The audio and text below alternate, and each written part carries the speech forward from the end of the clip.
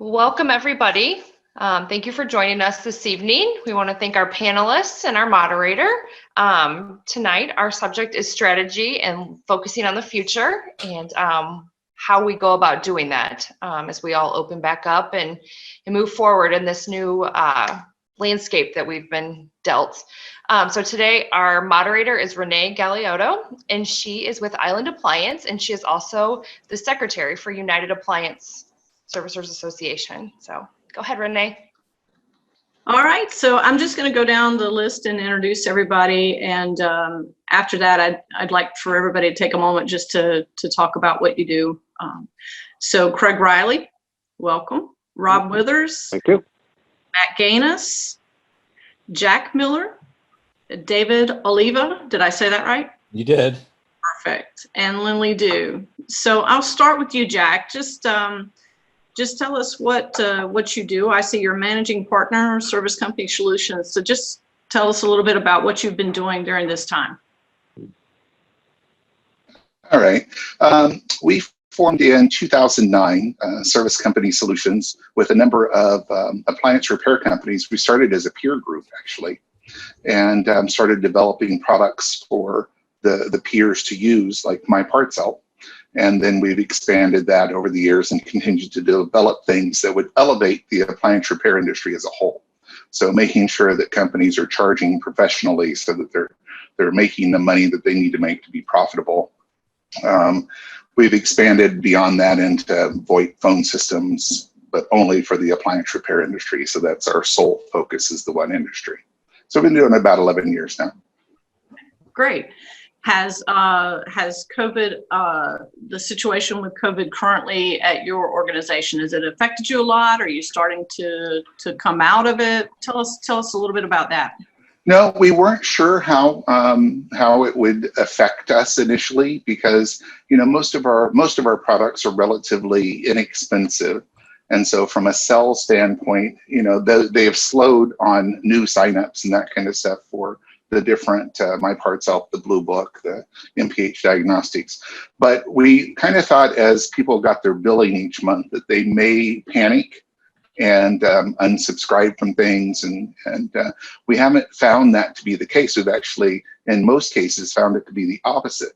People are taking the time of being slow to learn new things, to put into effect things they've been wanting to do for years and haven't had the time to do it. At the same time, we've got other customers that are busier than they've ever been.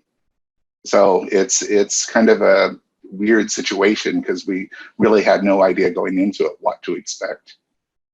Yeah, it really is. Thank you for that.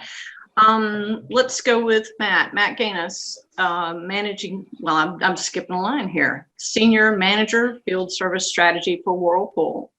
I know Whirlpool's had its ups and downs with COVID so far. Tell us a little bit about that. Tell us what you're doing to keep things going. Yeah, so we definitely have been kind of on a roller coaster ride. In all transparency, it's been a trying time for everybody. We've seen that, volume has dipped to some of the record lows, but happy to report, we're starting to see some things on the rise right now, which is very good and very encouraging as we go through this. From just a workforce perspective, it's put a lot of pressure on the system. Luckily, Whirlpool is really ahead of all of these conditions, and didn't necessarily get too much, in terms of the exposure of COVID-19.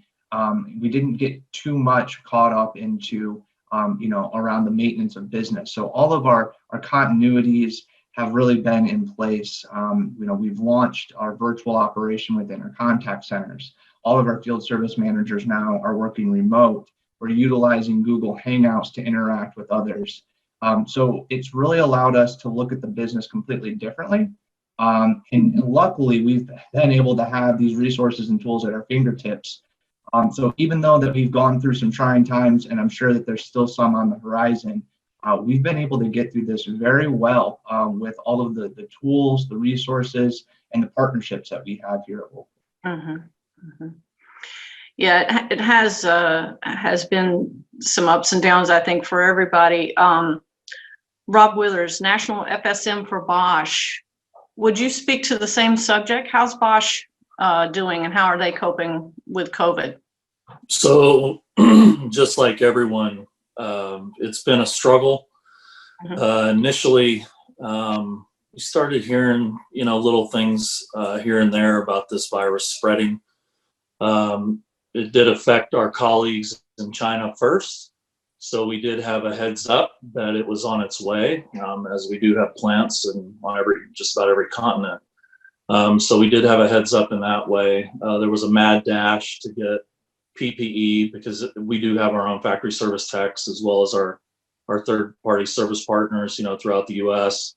Our main focus was to make sure everyone was safe.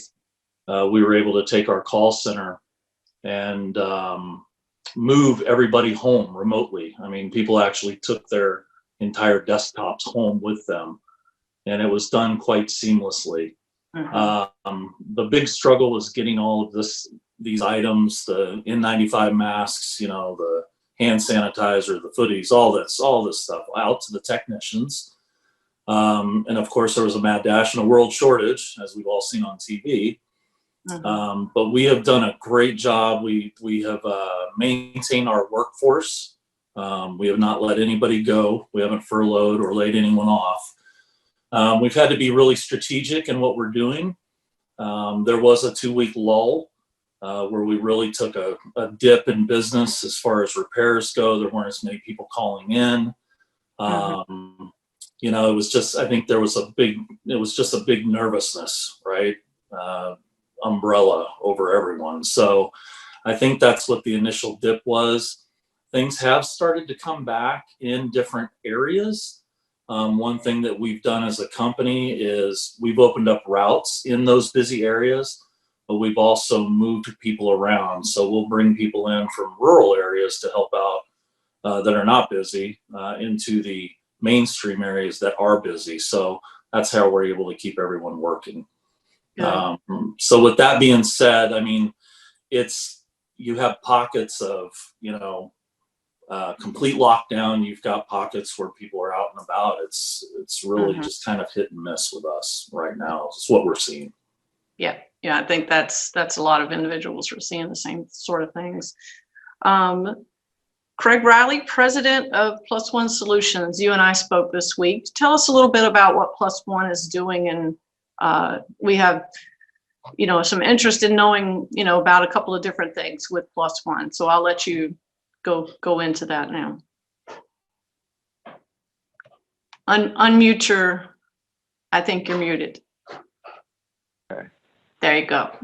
There we go. Thank you. So we're actually in a fairly unique position. We support a lot of different industries. And in fact, we even support contractors that support grocery store chains. So for us, we did see a little bit of a dip, especially when the first stay-at-home and shelter-in-place orders came. But for the most part, the business, and we do compliance as well as a number of other things, but the business overall has stayed somewhat steady. Because as people are working at home or being at home, we're seeing more water heaters fail, air conditioners fail, other types of things that are demanding a lot of service. So we continue to support all that. We did move almost everybody to a work at home situation, which we never did that before. We had a few people with laptops, but as Rob was saying, we moved everybody with desktops, almost their entire desk, we moved to the home. Had to get kind of creative with some of our technology, and especially working with our accreditation, our PCI compliance, to make sure that we're maintaining. But we did not have to let anybody go. We did have to reduce hours for a couple weeks, but almost everybody's back up to full time. We did share people between departments so we can keep people busy. My goal, since this has started, is to make sure that all of our employees are taken care of and that they have an income and are safe.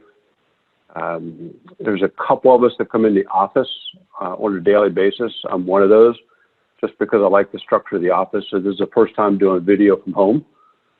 So it's a little unique, but we're making it. We're making it through, working with all of our customers, all of our partners to ensure that we're delivering on the services that we promise. Wonderful. Well, thank you for that. I've got a couple of questions for you that I'm going to ask later on. I want to go to Linley and David.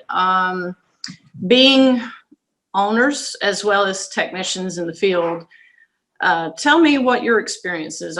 Linley, I'm going to start with you because I know you're not too far from me. I know your governor's starting to open your state back up. Tell me what kind of things you're seeing, what kind of concerns you have now that you have tourists who are coming into your area. Yeah, at this time, we're just in South Carolina. We've got tourists that already had reservations booked for this time prior to May 1st. So they're not able to just come on a whim right now until this coming weekend, which has helped a lot, I think, with just some people just wanting to come and just get out like everybody wants to get out from this quarantine. Uh-huh. For the most part, it hasn't been as busy as I thought it would be from a standpoint of vacation rentals. We've had a lot of second homeowners coming into town with their families or their direct families coming to stay right now. It's been a great time to be here. The weather's been great. It's been spring, and we're getting calls. We're about a week to 9 days behind. I did call in 2 of my technicians that I furloughed. We had to furlough about a third of our workforce just over a month ago.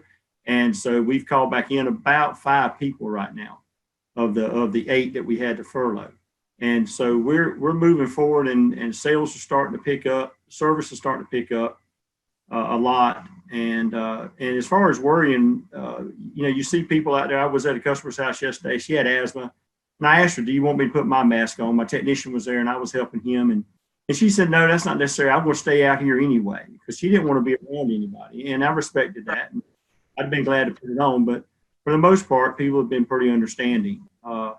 And the one thing I worry about is just when it does get cranked up, what's it going to be like when these people come in from all over the country or the eastern half of the country and come to stay in Myrtle Beach. And we can't ask the questions that we do now with our customers or families of our customers. So It's going to be a little trial and error there on that. And, we told our technicians, you don't feel comfortable, walk out. Call us, walk out, we'll back you. Right. David, I want to ask you, I know, unless I've read wrong, you're in Long Island area of New York. Correct, that's right. Tell us, how has it been there versus, we know the concentration was really in New York City, or at least that's what I understand from the news. How has your area been coping? How hard has it been hit?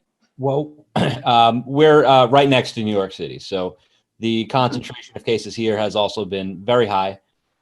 It was extremely slow towards the end of March, to the point where we closed down for a couple of weeks. Now that's all turned around. It is busier than I can remember it being in a long time, even during our peak busy season in the summer. However, the problem that we're having now is getting people to come back to work. One of our technicians quit for disagreeing with the fact that we should be open.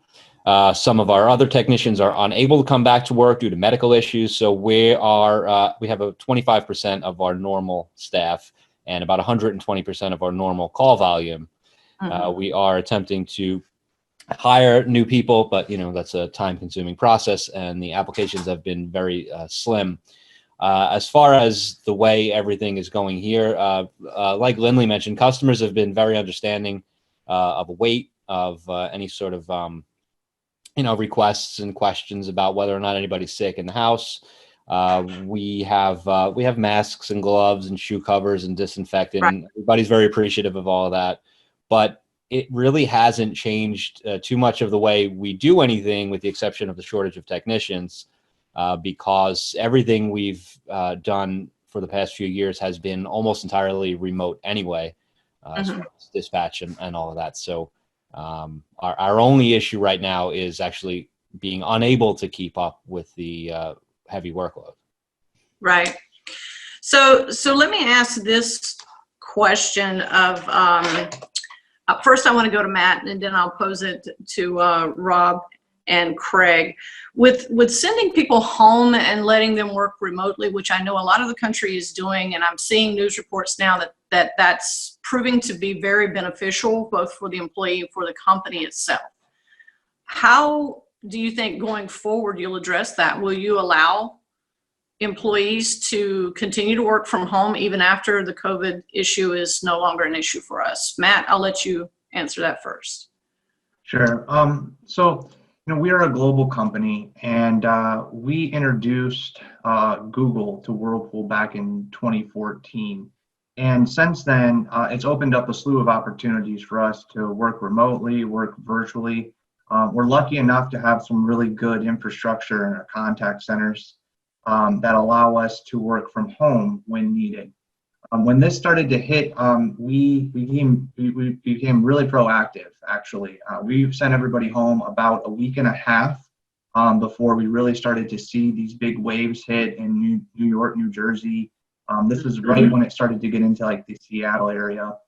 And we tested, our systems, our VPN, and everything went very, very well. I think it's something that it's going to be a mix. To answer your question specifically, Renee, it's going to be a mix. I think there's going to be folks like myself. I've worked in the office all of my life. I miss it. I feel like I interact with others there. Obviously, I'm pretty decent at the virtual tools, and it's also allowed me to interact with my employees as well as my colleagues completely different.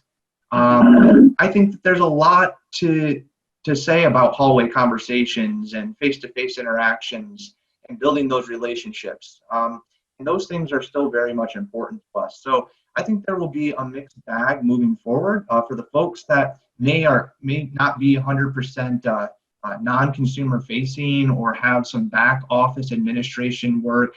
Doesn't necessarily need to be in the office every single day. Because of the social distancing and just the sheer space of our facilities, we're going to have to find different ways of working, but there will probably be a balance just moving forward with folks that are very productive in the virtual arena, and the folks that, like myself, that want to get back in the office. I think that we'll see that happen as well. Mm-hmm. Mm-hmm. Robert, what do you think? I agree with Matt. It's going to be probably, we're still learning, right? I mean, everybody's still kind of getting a grip on this virtual workplace. It has been successful. And I think we're kind of proving things as we go along. We haven't made any, decisions on anything yet because it's too early in the game. But from a field service standpoint, as Matt alluded to, I mean, we've all worked from home forever, and we're all, located all over the place. Right. But as far as the call centers and things like that normally go into an office, with it being new, it seems to be working well. And I guess they'll make decisions going forward. Corporate structure will make decisions going forward on how this works. We had already implemented kind of a work-life balance mantra with BSH probably for about the last year, whereby we were allowing people to work from home, like 3 days a week or a couple times a week, just to be at home more often. So I think there was a little bit of preparation there, but going forward, it's hard to say. It seems to be working. I'm busier now than I was when things were normal. It's conference call after conference call after conference. Right. So it's crazy, but I think going forward, we'll just have to get a better feel for it before they make a decision. Yeah. Craig, speak to that for a moment. Tell us what Plus One would do, or what you think the direction is going to be for that. Sure. So prior to all this, 90% of our personnel worked in the office. We had 2 offices, one in Boise, Idaho, the other in Orlando. This week, we actually have formally kicked off our task group that is working on the sort of the transformation of how we're going to do business. We expect that about 75% of our workforce will actually be remote or partially remote by the end of the year. We had not focused on the remote aspect because we were focusing on other things within the company from a technology standpoint that needed to be fixed. This sort of forced our hand to look at some stuff, and because of it, we realized we can make it work. A lot of employees like the idea of working from home, at least partially. They don't want to be full-time at home. So we'll create co-working spaces back in the office when you come in a couple of days a week. The nice thing is in Boise, our office was up for a lease that we had to move to another facility next year. At this point, we'll probably downsize that office because we won't need the amount of seats. So we're definitely moving that direction. I think that's what most companies are probably going to be moving toward, because there are some definite advantages to work at home. I agree. It seems to be working for a lot of different companies. Want to pose this question to Jack, David, and Linley. In light of all the extra expense that I know independent servicers are having to deal with right now with PPE and additional things, should we be charging more for our service call? Jack, I'll start with you. Unmute for me. There we go. Sorry about that. I think if you're charging properly to start, that it is something that you don't need to charge extra. You've got enough room built into your profit margin to be able to accommodate a few extra gloves and masks and that kind of stuff. The reality is, and we know this through our Blue Book product sales, is that a lot of companies don't charge properly. And so if you're charging time and materials per se, there really isn't a margin in there because you're basing it all on the time to be able to accommodate for extra. So either you're having to put a surcharge in or you're having to eat those costs, et cetera. So in general, we would say, no, you should charge your regular pricing if you can. And what you don't want to do is to inflate it so it looks like you're gouging, because once that is the impression for your company, it's almost impossible to recover. Oh, yeah, especially at a time like this. Right. Linley, what do you think? Should we be charging? Do you need to charge more? I mean, PPE is not cheap. No, it's not, but it's a necessary expense right now that you have to really take care of the customer. Because honestly, when we announced to our group that, 6-7 weeks ago, when we talked about what we were going to be expecting, what we wanted them to do from a safety standpoint, we knew that there were going to be some cost involved in it, but we knew that with our customers, it would bring them around to really appreciate what we're doing for them. In some of our reviews lately, we've had people thank us for having those things available. Well, and our employees wearing them or asking. And we told our employees from the outset, look, if somebody wants you to wash your hands with soap and water at their house, do it. Do what they ask, because that's who we're there for. We're working for them. Right. I pay my employees, my customers do. So we have to do what they need us to do. And there again, if they put us in a position where we feel uneasy and we don't feel safe, you got to make that decision at that point in time to say, hey, I don't feel good about this, and call the office. But also, we have to be mindful of what we're doing for our customers. And like Jack said, if you're charging the right amount to start with, you shouldn't have to go up at all. You should already have it there to cover things like this. Because if one thing, hey, the price of gas has gone down here tremendously. So I'm paying a whole lot less for gas. So that's a plus. Saying it's offsetting is what it's doing, your gas versus your PPE. You're getting an offset there. Absolutely. Yes. Okay. David, talk to us about what's going on where you are. Should you be, or do you need to charge more? I'm going to agree with Linley and Jack on that. If we're charging appropriately, there's really no need to increase the rates. The cost of PPE, although expensive, is relatively minor in the overall scheme of things, and the customers do appreciate it. And we've also gotten quite a few excellent reviews because of the PPE, and that I think is worth it. Just for that. So I'm in agreement. There's no need to raise the pricing just to cover PPE. Okay. Well, at this particular time, everybody's trying to find PPE. I know it's gotten easier, at least it seems like it has where we are over the past few weeks. What do you think? I'll start with you, Craig. I don't know if it affects Plus One that much, but tell us, have you heard any difficulties with finding those things? We have, because we do work with a lot of the servicers and a lot of customers in all industries. And as David was saying, the customers definitely appreciate that you're making the attempt to ensure their safety. When they loosened up, allowed people to start wearing scarves and other types of material over the face, that helped out quite a bit.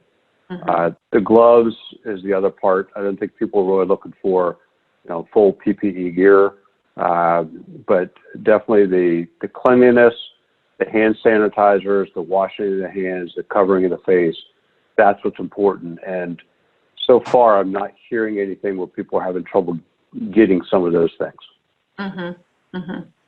Well, I will tell you, today I was in the grocery store briefly and I saw 1 gallon of hand sanitizer for $69.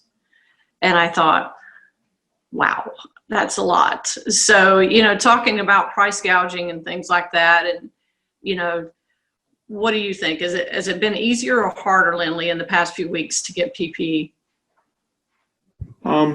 We're fortunate to be a member of some different organizations through our heat and air division and through our appliance division. So they've actually come up with some great opportunities for us to get PPE. I know the Nationwide Marketing Group, they've increased our ability to purchase there. And through Service Roundtable, Service Alliance, Nation Alliance, we've been able to procure stuff there. So it hasn't been too bad. We've been getting it mostly locally, but we've had some avenues open up nationally for us to be able to get it. Okay. I want to go to a different sort of topic along the same lines, but I want to start back with you, Matt.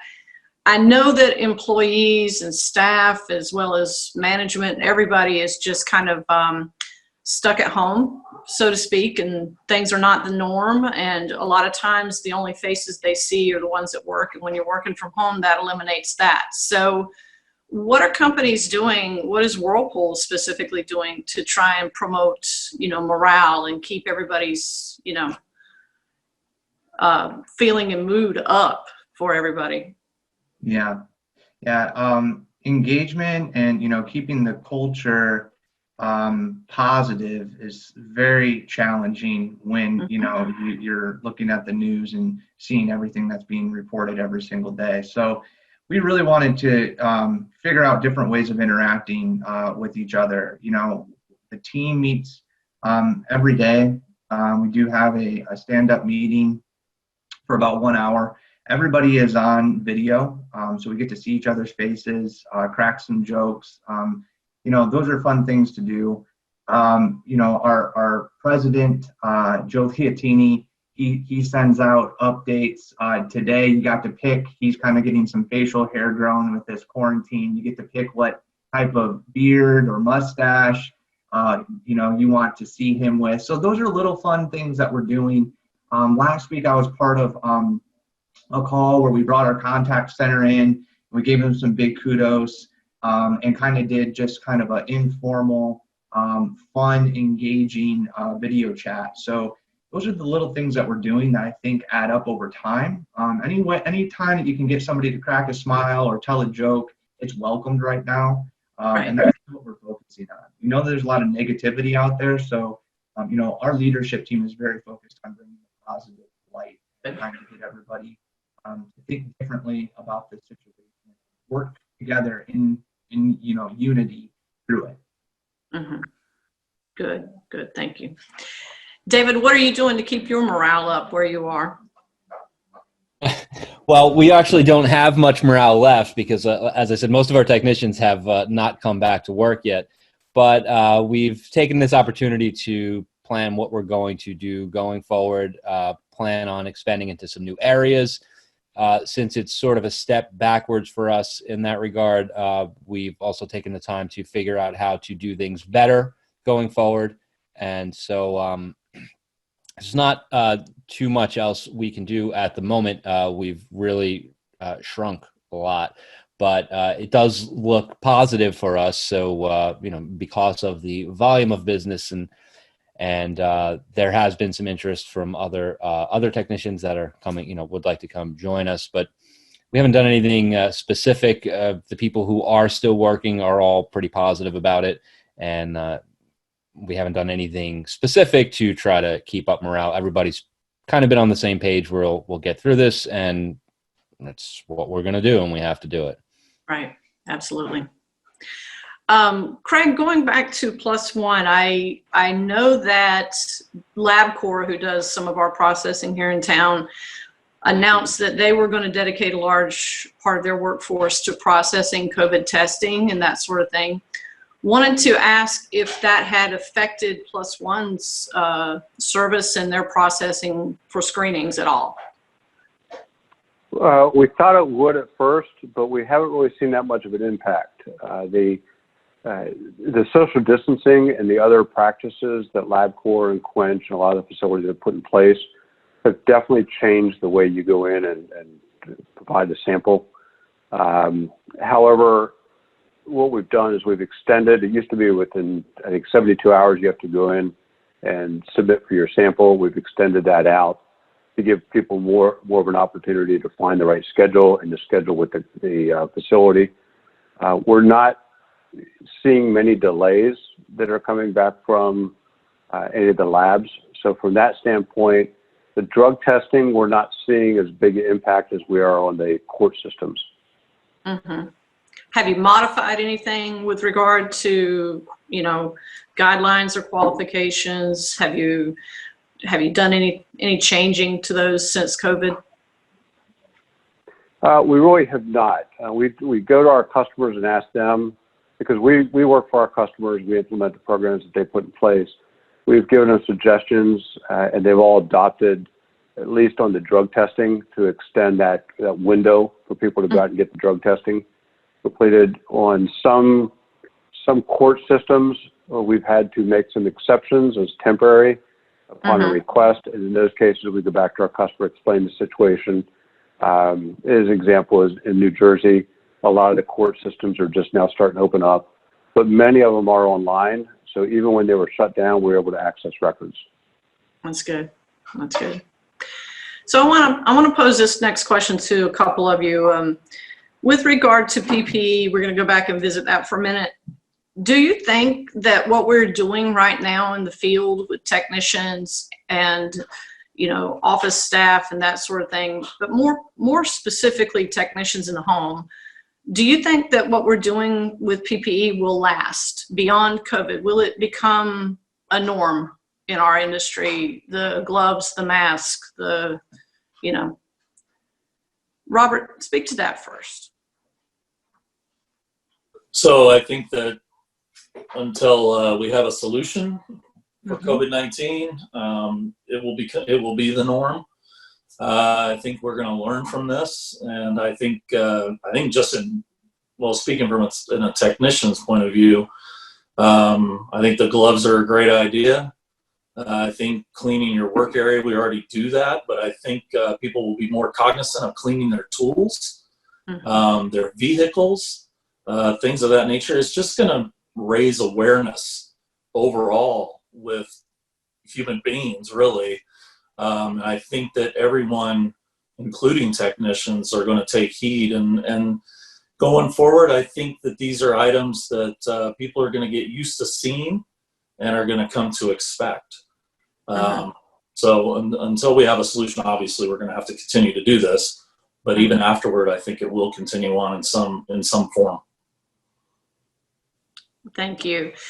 Jack, I want you to speak to that for a minute. Do you think it's around for good, or will it phase out when everybody starts to forget? Unmute for me. Forget it. There we go. I think that it helps in some ways that maybe we need to be more aware of things in general. Hygiene per se for granted, washing your hands and hand sanitizers. And some of it's things we probably should have been doing to start. I'm not saying gloves and masks and everything, but I think part of it as a whole we should have been doing anyway. I think everybody wants to go back to the hugs at the convention and the handshakes and all that. And I think that we'll get there. And I think the real key to that's going to be if we can come up with a vaccine. But as far as the rest of it goes, I think that pieces of this are here to stay for the next 1 to 2 years. This is our generation's Great Depression or World War or whatever. At this point, that 20 years from now, 30 years from now, yeah, we lived through that. Right. And I think that it's going to take a while for everybody to get back to feeling comfortable with having you in their home without gloves, without masks, just because it's been publicized so much that it's so difficult that it's always on your brain right now. Right. I agree.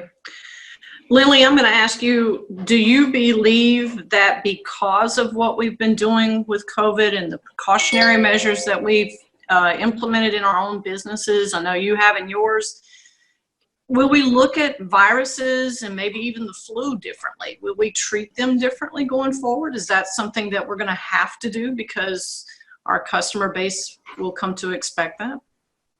Well, I think I definitely think we'll look at when people come in and they don't feel well, our people, and they're just a little under the weather. We're going to send them home where before we may have worked them at a 99-degree temperature or something like that. So I think we'll pay attention to that, how they feel, and just. But I think for the most part, we'll get through this, and we'll get past all of these things. For us, I will say, for us, people come on vacation here, and I can tell you just from seeing the people riding around on golf carts and going to the beach, all they care about is getting out in the sun and having fun right now.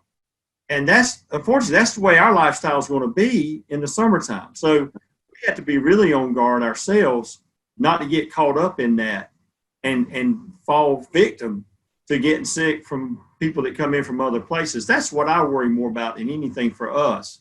And as people are able to come or want to get out and come on vacation, because we're a drive-to market. And if anything, our business is going to increase because of the fly-to market is really not looking real good right now. And so I expect us to increase in our volume of vacationers. So we especially have to be careful because we'll have people coming from who knows where. And that's the one thing I worry about more than anything at this time for the next 4 to 6 months. I worry more about that. Right. David, take that question as well. What do you think?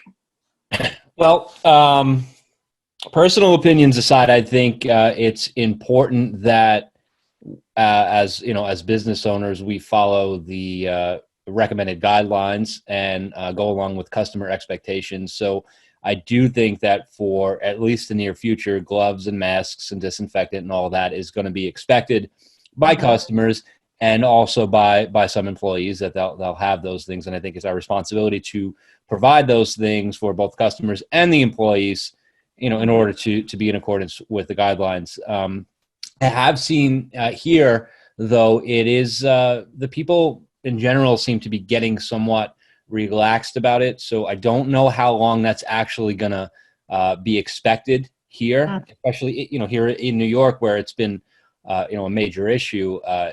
The general public doesn't seem to be as concerned about this as they were, say, a month ago. But I do think for the near future, it's going to be an absolute must. Absolutely. Right.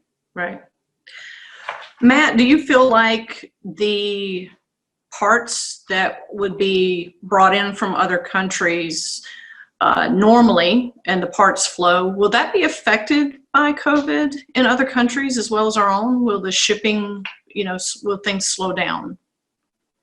I think if you just take a look at the supply chain nationally, doesn't matter what industry you're looking at. I mean, we've seen a lot of constraints, a lot of pressure on it. I think the appliance industry is not going to be any different.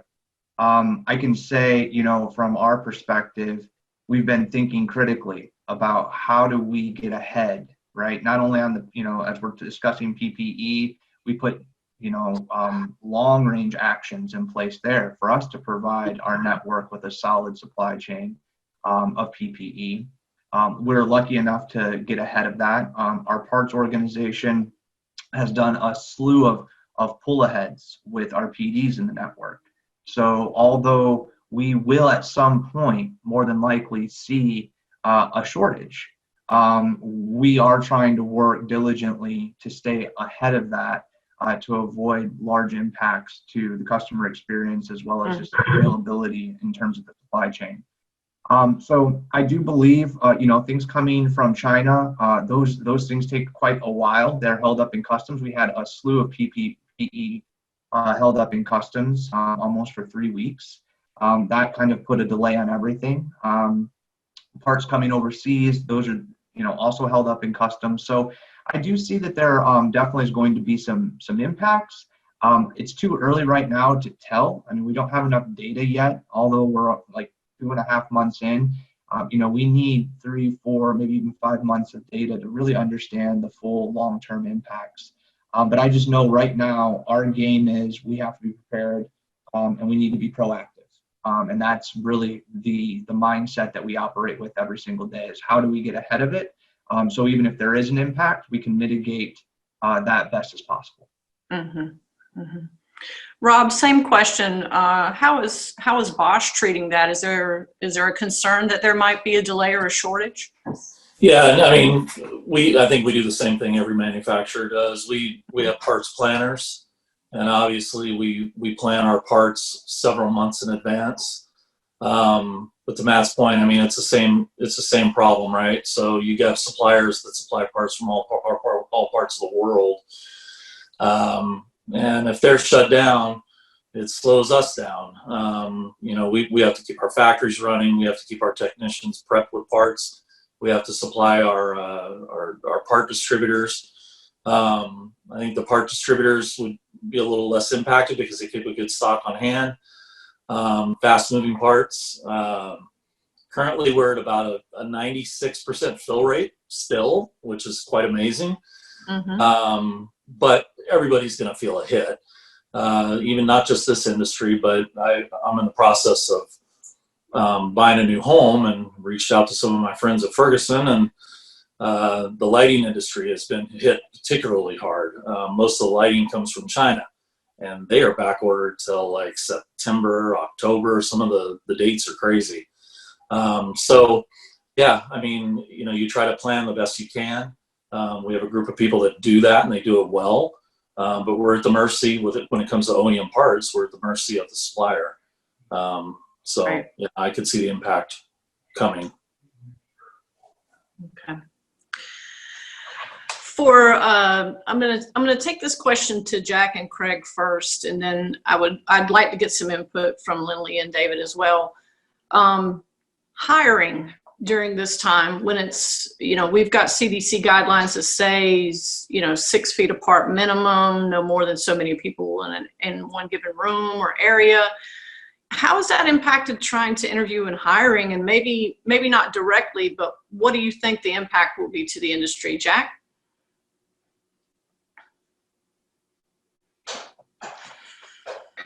I think that everything is changing and evolving with the whole process. Like we're doing this conference using Zoom, and I think for interviewing processes and it's still a very handy tool. Does that mean that you can't bring someone into a conference room, have them 6 feet away from you, and still do an in-person interview? Especially when it's time to do the paperwork and the rest of the stuff. It's possible, but training becomes a lot more of a challenge. I saw that we had a question posted in there about how do you train new staff and new office and technicians, et cetera. Right. And so with that in mind, the office one, is it something that you can do any of it with cameras? Can you set up a remote camera on the workstation? Can you use the person that posted, I happen to know, has our VoIP phone system. So I know that I can talk to her about being able to listen in to the calls and whisper into the training to the ear of the person that you're training while they're on the phone with the customer, helping to guide them and work through training that way. At the same time, everything's a little bit more difficult. Now, let's think about it. If you're going to the grocery store and you're passing people in aisles and that kind of stuff, the guidelines is you have a face mask on. Is that something that you can do at work when there's people in a cubicle together that everybody wears the face mask? You know, I don't know. It's certainly a challenge going forward. Mm-hmm. Well, I know a lot of the independents, and our company included, whenever we train technicians, we let them do ride-alongs with a more experienced technician to kind of apprentice. So the idea of having 2 people come into the home now instead of 1 in this time where everybody's a little apprehensive about having even 1 come in. How do you think that's going to play out? David, I'll let you address that. So I actually did an interview on Saturday with somebody we may be hiring, and we do have a ride-along planned on Friday. I think as far as the technician side, the reality of it is there's no other way to do it. Right. As far as I know. I mean, if somebody has some other way to do it, I'd be happy to hear it. But the people who are, willing to take that risk, however they gauge that risk, are the people who are going to be getting these jobs going forward, because there's no way around it. Now, it's going to be people who are, comfortable with that level of risk, however high or low they determine that to be. And as far as the customers are concerned, we've decided that what we're going to do is just inform those customers that will be on the route for that ride along, that there will be 2 technicians coming, and if they're not comfortable with that, then we won't do it. But on the technician side, I don't see another way to do it, and that's just the way it's going to be. Yeah, it's tougher. It's a tougher kind of bill to fill. It is. So, Linley, what do you think as far as, is this a good time to train? I mean, even, some of the OEMs have offered online training and things like that to keep people working during the time when we were slow. And I know we were slow. I know some of us are picking up now. Was it a good time to train people right now? Yeah, absolutely. Because and online, and I got one trainee in Master Samurai. Unfortunately, I had to furlough him because we just didn't have enough business. But he's due to come back Monday, and he does ride-alongs with one of my lead technicians. He goes to school half the day, and then he goes off with him the other half. But we have to ask our customers, and we did, like one call we went to yesterday. Is it okay if 2 of us come? Because sometimes it requires 2 of us. But there again, with a trainee, they may say no, but we'll have to cross that bridge starting next week for that. But I think it's a great time for people that, just to hone your skills. One of the biggest things I've seen that we all need to do is communicate better, because there again, we're not face-to-face anymore. Like Matt said and Rob said, they're not face-to-face. And we can communicate better with our customers. And fortunately, our office is spread out enough to where I can work all my people in my office and still have 6 feet apart between. And so we've been blessed to have that. But for the most part, that's the one thing I think we can all work on, is communicating with our customers better.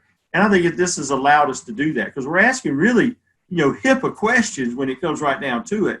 And all bets are off when it comes now. And so as this thing progresses, how long are we going to be able to continue to ask that? Hopefully not have to. Hopefully we'll have a vaccine sooner than later. But nonetheless, this is an ever-changing process. As fluid as anything I've ever seen in my entire life. It really is. Yeah, it really is. It's almost at a point that daily you were reevaluating what you were doing next. Daily. Sometimes even during the day, you were trying to reevaluate what your next move was going to be and how you were going to handle this or that or whatever. Craig, on the whole, how have servicers been responding? Tell us a little bit about what you've seen. So again, we have multiple parts of our business. I would say from the compliance side, from the screening side, a little bit of frustration as I've heard here with some of the employees not returning. Unfortunately, I have to furlough some folks. I think that we're also starting to see in some cases where people are making more money under the unemployment, and it's harder to get them to come back. In some of the areas are making 25 bucks an hour. And we're even trying to hire folks today and trying to get people to come back into work. And they respond back and say, "What, this quick? I mean, I thought it'd be another month or two before you extended an offer." So we run up against that on a regular basis. In other areas, we are seeing on the service side that when there's an opportunity to run calls and you can do it safely and you have the workforce, people are running calls. They're taking care of the customers. Many customers have a lot of breaking appliances that need to be fixed and need to be fixed quickly. And some of the servicers have figured that out and are actually running a fair number of calls. We see them, I mean, they invoice right away for it. So it's all about cash flow for a lot of the parts. And on the compliance side, it's about cash flow as well. And we're trying to do everything we can to support the servicers and everybody else trying to work around that. Okay, thank you. Matt, what do you see in the future for the training that's offered face-to-face through Whirlpool to different companies in different parts of the country? Regional training is what I'm speaking of specifically. I know there was a travel ban. Everybody eventually got affected by that. This one's for both you and Robert. Tell me what you think it'll look like, say, 6 months from now. Get your crystal ball out. Sure. I'll do my best. So, 6 months from now, if it's my crystal ball, this whole thing goes away and we're all face to face and, handshakes and high fives. But if that doesn't come to fruition, I think we have to use these tools, these remote and virtual tools, Google Hangouts, Zoom meetings, Uber conference, whatever you guys can get your hands on. I think that's really what I see if this doesn't clear up within the next 6 months is how do we interact through video? How do we interact through sticky content? And I would say that's the same thing in terms of hiring and onboarding. How do we document? If you think about YouTube out there and, there's a lot of, tutorials on doing how to do this, how to do that. I am positive we can find somebody creative enough to get out there and start to document how to onboard a technician appropriately, what to expect when you're in that truck and you're running your first service. I understand there's nuances and the feel isn't there like we historically have had. But for our team, the game plan is use these tools, use video conferencing, and use some really creative ways to engage from a knowledge and educational perspective. And I think that we can do that. We've already kicked off a lot of competency development with e-learning. We now are completed with proficient training. The basic training has been completed. Now it's a matter of, just basically maintaining that and adding some new material to our course content that allows us to look at the full gamut of appliance repair and offer that type of platform to our customers, such as our service network. Thank you. Rob, I'll let you speak to that one as well. So very similar. I mean, we're going to have to use video. That's all there is to it. I mean, live training, tape training, or I shouldn't say I aged myself by saying taped. So saved training, I guess I could say. So with that being said, I mean, we have online video teardowns and things like that now, but for new product, for current product that's out there, it's going to have to be video training. We're already in process of working on this with our IT departments, trying to figure out ways that we can safely give that information out to our service network via video. That's really the only way it's going to be. Matt's point, I hope this goes away in 6 months. My fear is that, everybody, to Linley's point, becomes complacent over the summer, and then we have another rash of this stuff again in the fall. Right. It's just, it's scary stuff. But I think it's the way of the future. We're going to have to train via video. It's Seems like that's the solution at this time. Right. David, hearing that training might be coming a video thing for the future, at least for the interim until things settle down and get a little bit more normal or a little bit like they used to be, knowing that technicians learn best by hands-on, where do you think that's going to go? I mean, video training always plays a part in all of our training, but it's not possible to fully train a technician by video. So there will still need to be in-person training. I understand from a manufacturer's perspective, if you're putting on a training session on a new product, video training makes a lot of sense. But for training a technician to go into the field to be your employee, video training will not cover everything. And it can play a large part, and it can definitely play a larger part going forward, but there still does need to be that in-person live training. There's too much nuance. There's too many variables to cover in a video when we're talking about training a technician to go out into the field. So right. I would love for there to be a solution to that problem, but I unfortunately don't think there's 100% video training that, I don't think there's video training that will 100% cover training a technician to be ready to go out into the field on his own. Yeah. Yeah. Linley, do you agree with that? Yeah, absolutely. Absolutely. I think we're going to have to try to change things up a little bit, and have the video training, but, to some degree, we're going to have to probably set up some training rooms if we really want to grow our businesses. Have, a set of appliances in there. And for those that work on a lot of brands, it's very hard to do, but for those that can get their hands on old stuff and booby trap it and make it do this or that and bring somebody in and tell them to figure it out, we may have to do some of that. We may have to be smart like these guys from Whirlpool and BSH and set up our training for that. But certainly what David said is right. It's going to be a fluid situation what we do for sure.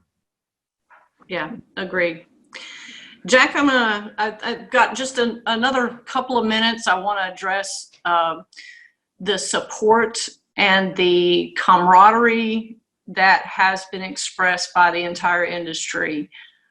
Has that surprised you at all that, that the industry came together and kind of supported each other? I've seen more Facebook posts and more meetings like this from all different avenues. It just seems like a really good coming together of our professionals in our industry. Would you agree? Oh, definitely.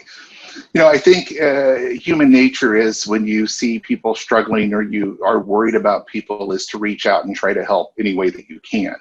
And I think, again, the new format is things like the Zoom and Facebook groups and right. That kind of stuff. And I'm seeing a lot of that as well from this end. I'm seeing people asking questions and what are you doing? And with our customers that have called in and that I've talked to, the impact of this on their businesses has been everything across the board. I had one customer that called in. He had 2.5 technicians. The 2 main technicians walked, and the half technician he didn't feel was good enough to keep the business going. And so he shut down for 2 months, and he's hoping that he can come back, but he's not 100% sure what they're going to do. They're just going to wait it out and see, and then make a determination if they can revive the business. On average, we're seeing 20 to 30% decrease across the board, and really sporadic pieces to go with that, meaning they'll have a record-breaking day one day, and the next day they have 8 phone calls total. Right. And so maybe I should read it. What was the social media and coming together? Yeah, sorry, went down the wrong path there for a second. So the idea that at least we have the technology today that we didn't have even 10 years ago, 15 years ago is amazing. That you can connect with these groups, stay connected, and be able to help. What are you guys doing? Where are you finding masks? Where are you finding hand sanitizer? Hey, my business is way off. how do I get my customers to trust me to be able to come back into the home, you know, and hey, create a quick Facebook video, put it out there, let your customers see that you're taking these precautions so they understand that you're doing everything that you can to make them feel safe. And again, it doesn't surprise me. I'm thrilled to see it, and it really shows a lot of the impact of United Appliance Services Association as a whole coming together to help connect all of those dots for people. I agree. I agree. I have to wrap this up. I do want to thank everyone for taking time out of your day. It's evening here. Some of you may still be afternoon where you are, but I really want to thank everybody for participating and being, you know, so forthcoming with all your answers and your insights. So thank everybody for showing up today. And that's all I have. Thank you, everyone, and thank you, Renee. And our next one will be on Wednesday, May 27th. So we hope to see you there. Have a great night. Thanks, everyone. Thank you. Yep. Thanks. Bye-bye, everybody.